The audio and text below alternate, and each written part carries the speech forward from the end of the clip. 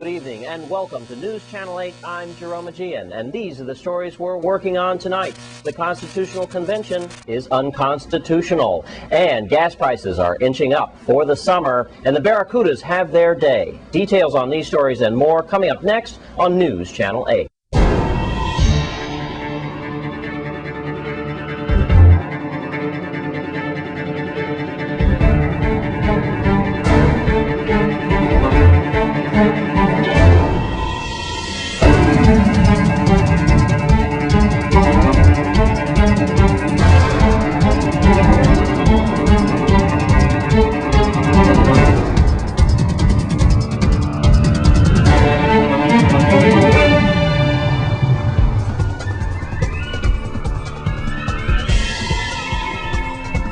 It comes as no surprise. Our top story tonight, the 5th Constitutional Convention. Governor John DeYoung Jr. held a press conference this afternoon at 2:30 expressing his dislike for the 5th Constitution and saying that he will not pass it on to President Obama.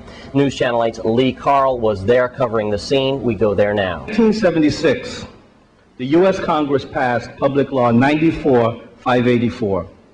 which authorized the local governments of the U.S. Virgin Islands and Guam, if they so desired, to initiate local conventions for the purpose of drafting a constitution, which, if such constitution met certain requirements that were set forth in detail in the law, would be then forwarded to the President of the United States for his comments.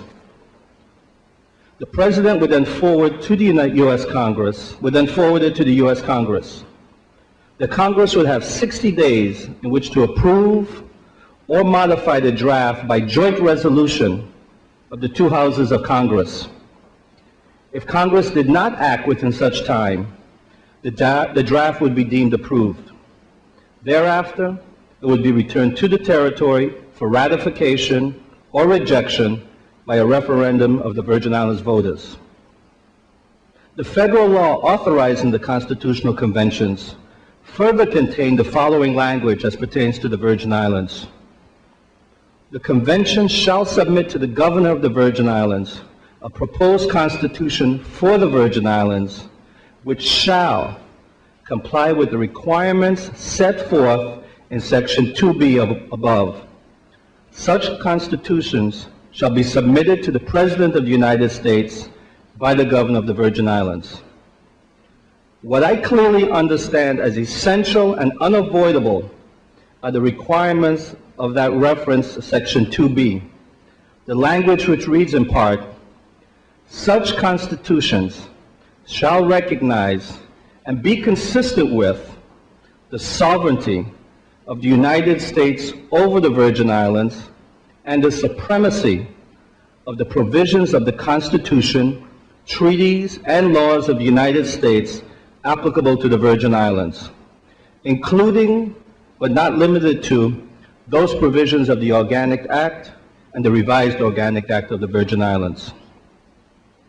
It is very important for us to all understand that requirement, that whatsoever was proposed by a territorial convention be consistent with the sovereignty of the United States and the supremacy of the provisions of the United States Constitution, treaties, and laws of the United States applicable to the Virgin Islands. This was not guidance, it was a requirement. It was mandatory, and it was the very definition of a constitution. If what was produced by the Constitutional Convention failed to meet these requirements, it would not be a valid constitution, and it would not be legal, in legal compliance with federal law. Moreover, a draft did not meet these standards, these basic requirements, would not comply with our local law either. In Act 6688 and all amendments that followed, the Virgin Islands legislature acknowledged these requirements.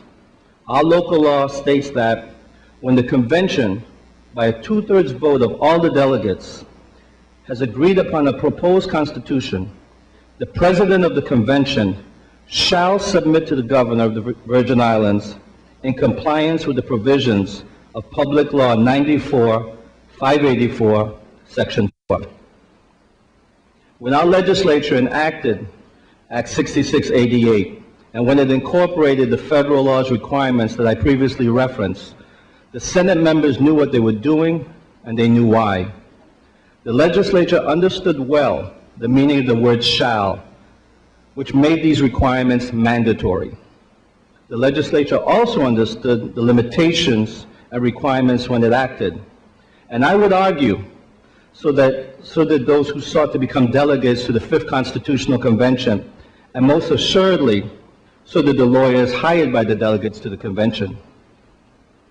For these reasons, and for other reasons that I shall explain further, I have concluded, upon the advice of legal counsel, the opinion of the Attorney General, and my own reading of the plain language of the laws and documents before me, that the proposed Constitution adopted by the Fifth Constitutional Convention does not comply with law. Thanks, Lee Carl, covering the news conference at 2:30 this afternoon with Governor John DeYoung Jr. And here on the island of St. Croix, our own Wes Small covers just a little bit of a phone conversation that he met with two of our senators, Senator Nelly and Senator at Large Craig Barshinger. This is the conversation he had as they expressed their opinions on the governor's motion today. On the line with us then this evening is Senator Nellie O'Reilly. And Senator, this is breaking news just coming down from Government House that Governor John DeYoung has rejected the Fifth Constitutional Convention.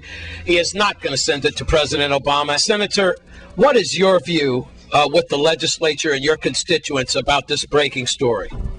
Well, Wes, first I have to say that I did not listen to the governor's press conference. I do not have reception in our office. I've been busy here at work, but I will tell you that my position has been from the very beginning that the people of the Virgin Islands elected the members of the Fifth Constitutional Convention.